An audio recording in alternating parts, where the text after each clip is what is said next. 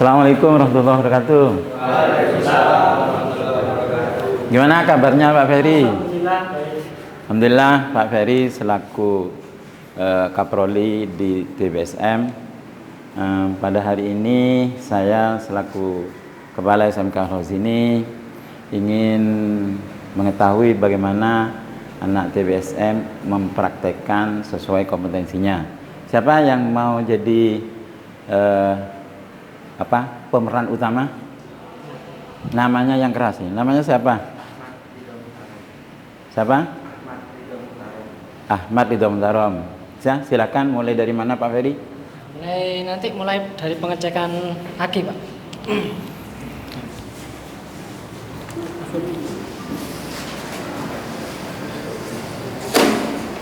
Tidak usah grogi, biasa-biasa saja, ya. Baiklah, saya di sini akan menjelaskan fungsi baterai. Fungsi baterai ini ialah menyimpan tegangan. Mengecek baterai ada 3 cara. Yang pertama, mengecek tegangan. Yang kedua, mengecek pengisian. Yang ketiga, mengecek kebocoran arus. Pengisian apa maksudnya? Pengisian baterai. Oh ya. Nah, yang pertama, kita mengecek tegangan arus yang ada pada baterai. Pastikan selektor pada voltmeter terarah pada volt dan yang merah kita pasangkan kepada positif baterai dan yang hitam ke negatif baterai. Ini baterai mesin ya? Baterai sepeda motor. Ya. Terus? Nah, hasilnya 11,17. Ya. Kapan baterai wajib dicas? Ketika tegangan baterai berada di bawah 12 volt, maka baterai wajib dicas. Maksimal tegangan baterai adalah 15,5 volt. Minimal? Minimal 12,4 volt. Kenapa kalau di bawah 12 harus dicas? Nanti berpengaruh kepada lampu dan kinerja mesin. Oke, terus? Nah, yang kedua, mengecek pengisian baterai. Mengecek pengisian baterai harus menggunakan taciometer. Menggunakan taciometer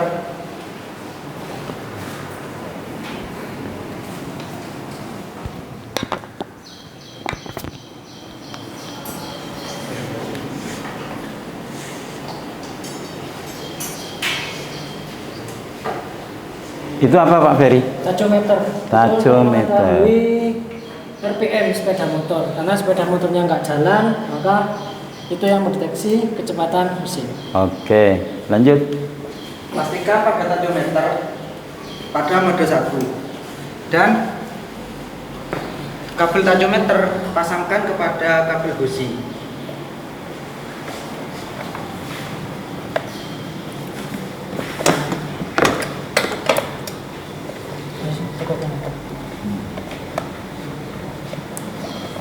Mungkin Pak Ferry sambil bicara gimananya? Kabel taco ini harus nempel ya, harus nempel ke kabel busi. Kalau tidak nempel nanti nggak nyala. Ya, ini wajib nempel. Nah, ini kamera bisa sorot ke sini. Ini ya, ini wajib nempel. Nah, ini nanti kalau nggak nempel, ini nggak bisa baca. Oh gitu. Nempel ke apa Pak Ferry? Ini nempel ke kabel busi. Oke, terus? Kemudian setelah itu kita nyalakan sepeda motor.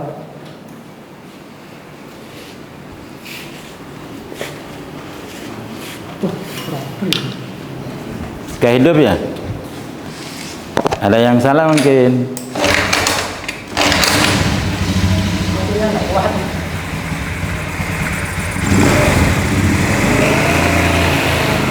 Pak, kamera di sini. Di sini ya. Oke. Mengetahui sistem pengisian pada baterai, mesin wajib nyala dengan kecepatan 5.000. 5.000 minimal. Standarnya segitu. Standar minimal tidak, Pak ya? tidak boleh kurang, tidak boleh lebih. Oh. Jadi tidak bisa ditawar. Ya. Kalau setelah 5.000, nah, di AFO itu wajib di atas tegangan minimal. Berapa? 12,4. Maksimalnya 15,4.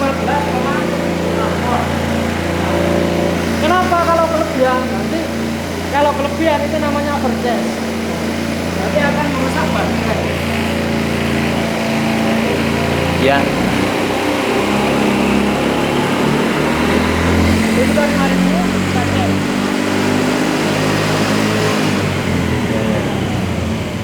Ya sudah nyampe 5.000 ya. Sudah Mas siapa? Mas Ridho. Selanjutnya Pak Ferry. Selanjutnya ada pengecekan kebocoran arus. Gimana Ridho? Mengecek kebocoran arus harus memutuskan kabel negatif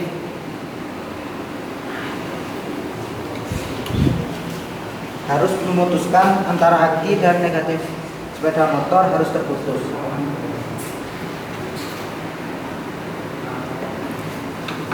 Harus terputus ya. Pastikan selektor pada AFO kepada miliampere supaya mengetahui berapa kebocoran arus. Kebocoran arus. Oke. Apa arus itu? Kebocoran arus itu maksudnya apa? Arus ini nanti kan kalau kebanyakan kabel yang putus nyambung itu kan arusnya kan terhambat. Nah, contoh seperti ini. Nah, yang seharusnya langsung ya karena ini sudah rusak yang seharusnya langsung tidak ada kebocoran arus. Oh, iya. Kabel itu kalau terkelupas kan arusnya berkurang. Oh gitu ya. Arusnya berkurang. Tapi bisa dibetulin ya supaya langsung. Bisa. Ya ya. Maka dilihat kebocorannya. Silakan. Nah, yang merah ini kita pasangkan kepada negatif baterai dan yang hitam kita pasangkan kepada negatif sepeda motor. Hasilnya 0,04. Standar kebocoran arus ialah 0, Min. Ya. Bukan min. Oh. standar kebocoran arus adalah 0,05. Jika di bawahnya 0,05 berarti masih bagus. Kalau di atasnya berarti sudah jelek. Oh, bocornya parah. Ya. Oh, gitu. Sebentar. Bocor parah itu bisa diketahui gimana, Pak Ferry? Bocor parah ya, ngeceknya ya di sini. Nah, di sini. Ngeceknya seperti tadi. Nah, kenapa sih kok bisa bocor parah? Disebabkan banyaknya sambungan. Biasanya kalau di bengkel itu habis dimakan tikus dan sebagainya, habis trouble, habis terbakar kabelnya, itu akan menyebabkan arusnya bocor banyak. Jadi itu namanya apa? Rugi tegangan ya. Nah, kalau terlalu banyak bocornya, maka semua komponen sistem PGM itu akan mengalami penurunan fungsi. Fungsinya menurun. Ya, berdampak pada kecepatan sepeda motor atau gimana? Tentunya berdampak pada kecepatan sepeda motor. Contoh inilah. Ini yang seharusnya 12 ya, yang seharusnya 12 volt harus masuk ke sini. Nah, kalau dikurangi sama ini, otomatis kan fungsi ini kan nantinya berkurang. Jadi fungsi ini harus mintanya pas, nggak boleh kurang.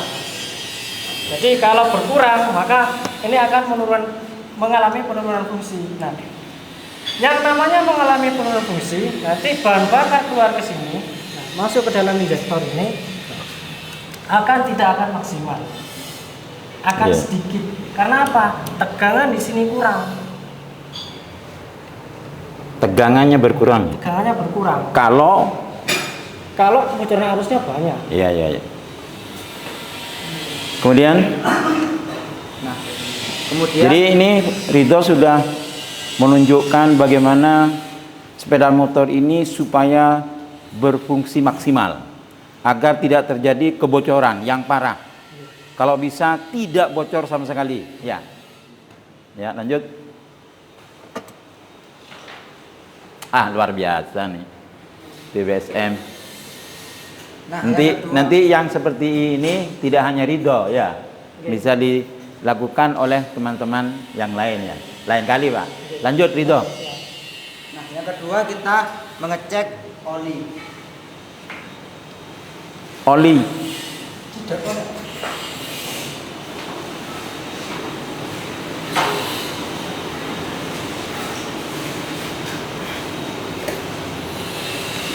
Oli yang mana? Oh iya iya. Oli mesin ya? Oli mesin. Ini ya di sepeda motor, metik itu ada 2 oli ya. Yang pertama ada oli mesin, kemudian di sini ada oli gardan, namanya oli gardan atau bisa disebut final gear, oli final gear. Nah, semuanya ini secara fungsional sama sebenarnya ya, sama-sama untuk melumasi komponen-komponen terutama yang bergesekan. Nah, untuk yang di sini jarak penggantiannya nanti beda dengan yang di sini. Nah, karena di sini dekat pembakaran, jadi oli itu kualitasnya cepat menurun. Nah, makanya di pengecekan oli itu ada 2. Sebelum kita mengganti oli itu ada 2 yang harus dicek. Ya. Coba jelaskan dong. Nah, yang pertama itu kualitas. Kita lihat kualitasnya dulu. Jika sudah menghitam, maka kualitas oli sudah buruk. Bukan oli palsu ya? Bukan ya. Nah, yang kedua kita mengecek kuantitas. Kuantitas cukup dilihat dari tutup oli mesin. Nah, ini kan ada batasannya ini. Jika kuantitasnya sudah berkurang, maka oli mesin wajib diganti karena kuantitas itu mempengaruhi kinerja mesin. Berapa mili harus diganti? Nah, ini maksimalnya 800 ya. 800. Nah, maksimalnya 800. Kemudian di sini ada indikator. Nah, kamera. Ini di sini ada indikator. Nah, ini batas minimal. Kemudian yang di sini batas maksimal. Nah, kalau kita masukkan contoh ya begini, kita masukkan begini.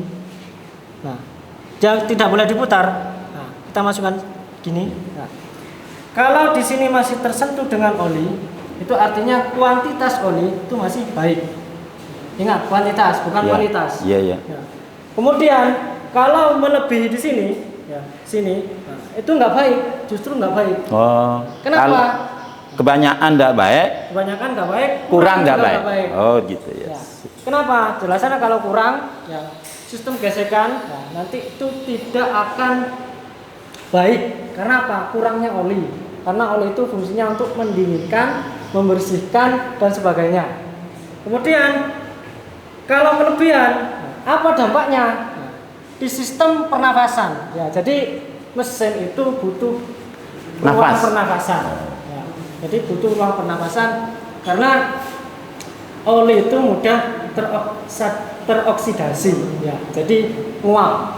Jadi ada celah di atas oli itu wajib kosong. Makanya oli tempat untuk bernafas lah. tempat untuk bernafas. Ya, ya. Jadi oli tidak boleh melebihi dari batas yang diizinkan ini. Ya. Jadi ternyata mengisi oli pun tidak boleh geragas. Nah, tidak boleh geragas. Iya, iya. Ada prosedurnya. Prosedurnya. Harus dicek. Syaratnya ada 2. Kalau kurang tidak boleh dijok ya. Tidak boleh dijok. Kenapa? Kalau dijok, khawatir oli yang sudah ada di dalam dengan oli yang mau dimasukkan itu beda kualitas. Iya, iya. Nah, jadi akan berdampak buruk pada engine. Nah ini penting Pak Ferry, kalau masuk ke bengkel servis, tukang servisnya tidak ngerti berapa ukuran berapa uli yang dimasukkan, bahaya, ya kan? Ya, biasanya di sini ada ini ya, ada apa?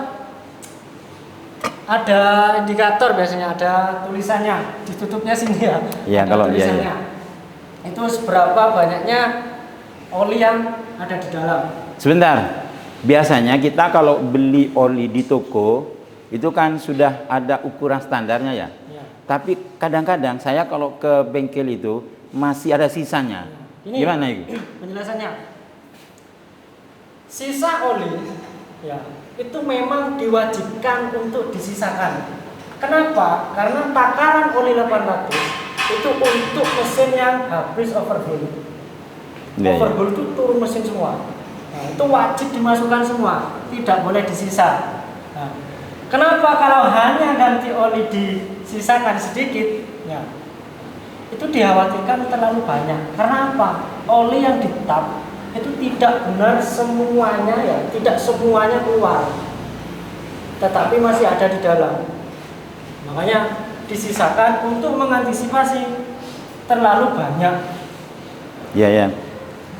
Ya sudah paham Pak Ferry. Itu ya. Bisa dilanjutkan Pak Ferry.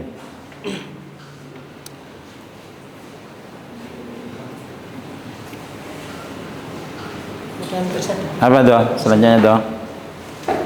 Sebentar. Tadi ketika mau menghidupkan apa namanya ini?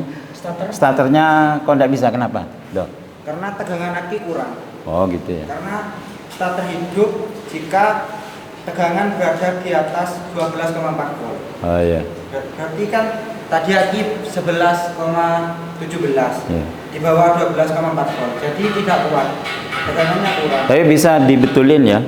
Dicas bisa. Oh iya. Masih ada Pak Ferry? Ada. Nah, yang ketiga, riset sepeda motor. Apa tujuan riset? Tujuan riset supaya menghapus kode kegagalan yang ada di ECM. Riset apa resign? Reset. Oh iya. Reset. Untuk menghapus kode kegagalan yang ada pada ECM. Kita menggunakan alat seadanya ya. Iya. Kok seadanya Pak Ferry? Enggak ada memang alatnya. Ada yang canggih, namanya HIDC. Itu bisa disambungkan melalui HP dengan Bluetooth. Oh iya, kepalanya suruh beli Pak Ferry. Iya. Kepala kotor. Iya, berapa Pak Ferry? 5 juta. Wah iya, ya nantilah. Tidak apa-apa. Harus tuh, harus lengkap ya. Terus lanjut. Nah, untuk melakukan riset, pastikan ada kegagalan pada ECM. Kuat lagi. Luar biasa nih anak buahnya Pak Ferry, Ridho. Nah, nanti bisa ditiru oleh yang lain. Ini hanya perwakilan kan. Mudah-mudahan yang lain juga kualitasnya sama. Coba lihat ini. Di sini ada kode kegagalan ya di lampu mil. Nah, di sini sebenarnya banyak ya. Hanya saja di sini saya kasih contoh satu sensor, yaitu injektor. Nah, injektor itu mempunyai kode kegagalan 12. Jadi di sini ada 3 kedipan. Untuk yang kedipan agak lama, ini mewakili 10. Kemudian ada 2 kedipan lagi, durasinya sebentar, dan itu harganya 1 dan 1. Berarti jumlahnya ada 12. Sensor apa? Yaitu sensor injektor. Sebenarnya masih ada lagi ya sensor dengan kode kegagalan yang berbeda. Nah, cara mengatasi ini, nah, kita pasang Apa itu? sensor injektor. Ya.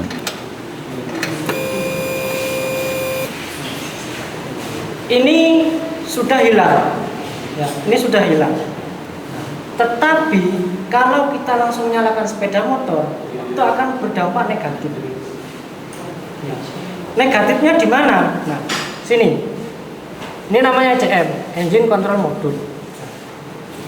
Kode tadi yang 12 kita tancapkan injektornya.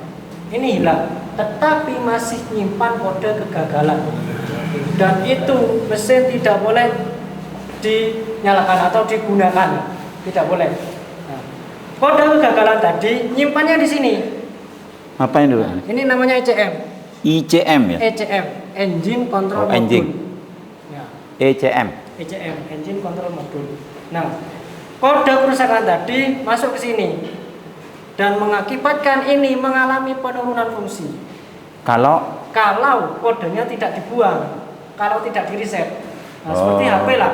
Ya, kita main HP WA Ya. dari tahun-tahunan nggak pernah dihapus. Nah, itu akan lemot HP-nya, sama dengan ini. Terlalu banyak Sama. isinya. Terlalu banyak data yang Masuk. nggak digunakan lah. Virus ada enggak di mesin ini? Ya, ada, itu yang dinamakan virus juga. Oh gitu ya, ya, ya. Jadi cara ngerisetnya gini. Nah, ayo. Cara Nah, itu. ngerisetnya. Cara Cara ngeriset ngeriset menghilangkan kode kegagalan kode kegagalan. atau virus lah. Virus sepeda motor, Virus sepeda motor. bukan virus komputer. Bukan. Virus sepeda motor. Kita pasangkan DLC konektor kepada DLC sepeda motor.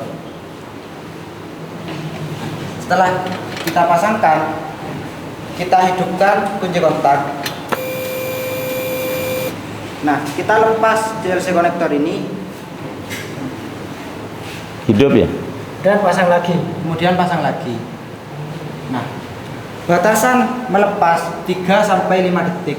Jika kode mil terus berkedip, maka kode kegagalan telah terhapus pada IGM. Maka perisetan telah berhasil. Jika kode mil terus berkedip.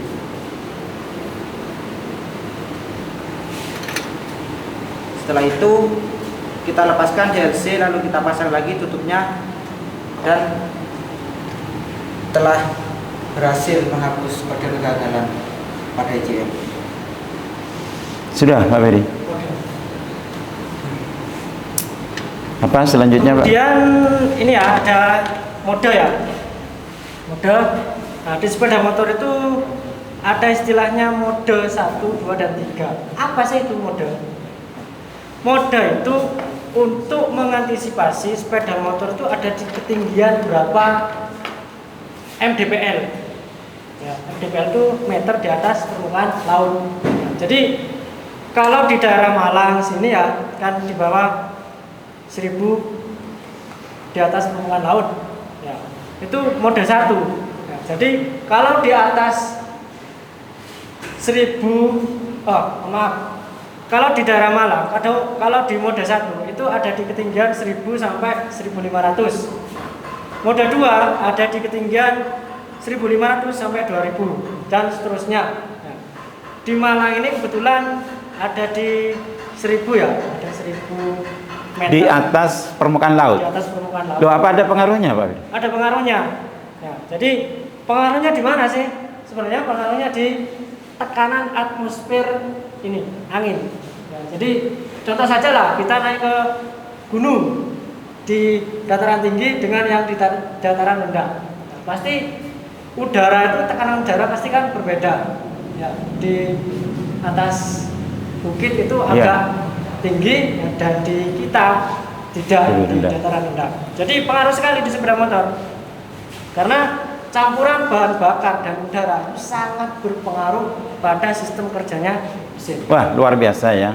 Ternyata sepeda motor saja ada kaitannya dengan lingkungan, Ada. dengan situasi kondisi alam. Wah, luar biasa. Terus Nah, gini, cara modanya begini.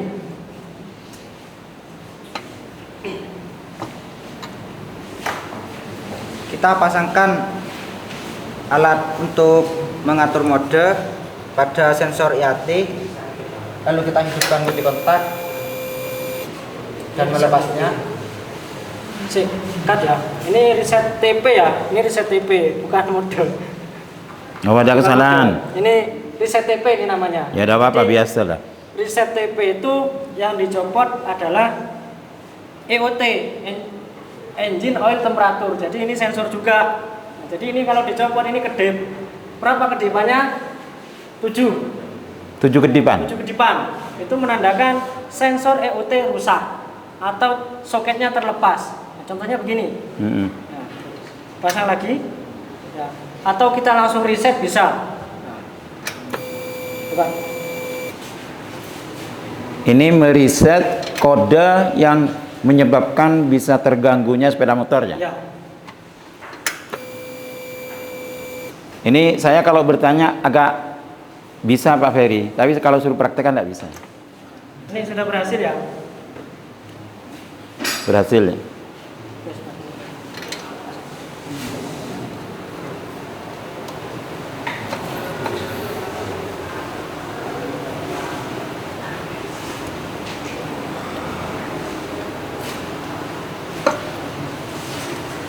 Sudah. Ini mode.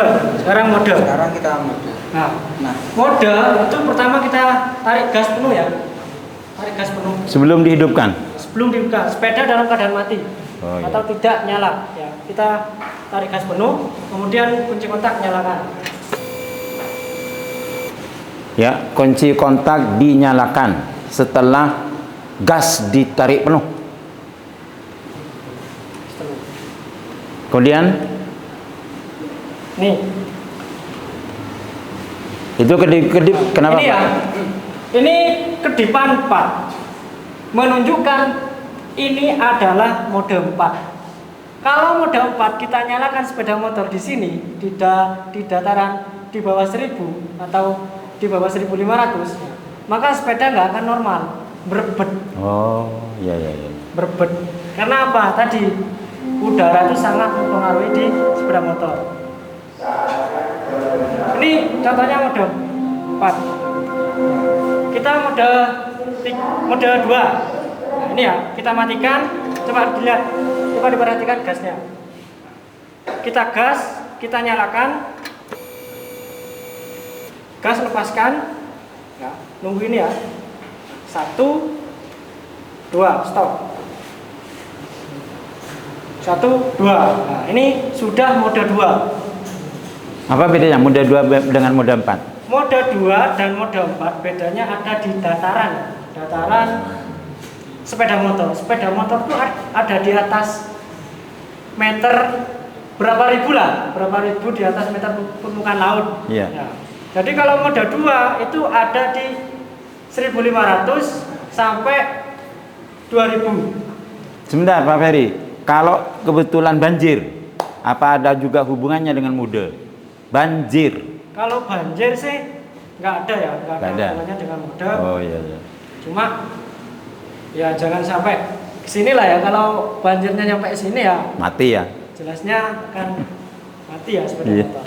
Lalu bongkar total ya. Nah, sepeda motor tuh masih belum bisa merancang yang anti Tahan air, ya. tahan Anti tahan air. banjir, Ya, anti air. banjir. Ya. Jadi belum ke sana ya. Ya, lanjut yang tadi Pak Ferry. Coba ini langsung di mode 1 ya, mode 1. Ini kita kembalikan ke mode 1. Kita matikan, ya kita gas. Kita lepas gasnya. Nah, ini akan kedip 1. Nah, ini sudah mode 1. Ini sepeda motor sudah siap digunakan. Ah, gitu. Jadi jangan sampai melebihi mode 1 ya. Ya, jangan sampai melebihi mode 1. Ya, ya. Ini karena kalau melebihi mode 1 mesinnya berebet, Ya. nggak nyala. Nanti dikira trouble. Padahal cuma modenya yang keliru. Ya, saya kira cukup Pak Ferry. Terima kasih Ridho, Pak Ferry dan teman-teman siswa SMK TBSM yang sangat saya cintai. Alhamdulillah kalian telah menunjukkan kreativitasnya yang dikomandani oleh Ridho. Ridho siapa? Ridho Muhtarom. Terima kasih. Sebagai tanda terima kasih Ridho Muhtarom, saya kasih uang 50 hadiahnya. Yang lain beli bakso. Oke, terima kasih. Saya mohon maaf, mudah-mudahan bisa berlanjut kegiatan yang bisa mengangkat peserta didik khususnya TBSM, dan mudah-mudahan dengan perkembangan teknologi bisa mengikuti perkembangan itu sendiri. Saya kira cukup. Assalamualaikum warahmatullahi wabarakatuh.